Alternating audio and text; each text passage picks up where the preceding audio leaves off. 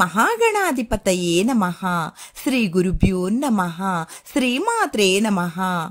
మా గురుదేవులు బ్రహ్మశ్రీ వద్దిపర్తి పద్మాకర్ గారి పాదపద్మాలకు పాదాభివందనం చేస్తూ, చదువుల తల్లి సరస్వతీమాతకు నమస్కరిస్తూ శ్రీ వ్యూహలక్ష్మి మహామంత్రము.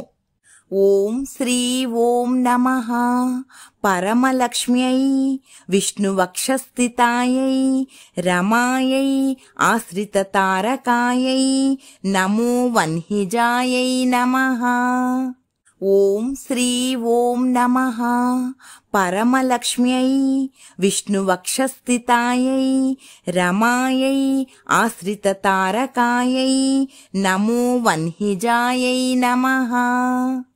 ఓం శ్రీ ఓం నమః పరమలక్ష్మ్యై విష్ణువక్షస్థితాయై రమాయై ఆశ్రితతారకాయై నమో వన్హిజాయై నమః. వ్యూహ మహాలక్ష్మి చాలా తొందరగా భక్తులను అనుగ్రహిస్తుంది.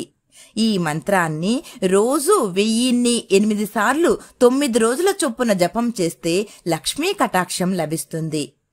వరలక్ష్మీ వ్రతం రోజున అమ్మవారిని కుంకుమతో పూజించాక అమ్మ ఎదురుగా కూర్చుని 1000 సార్లు జపిస్తే తప్పక సంపదలు లభిస్తాయి.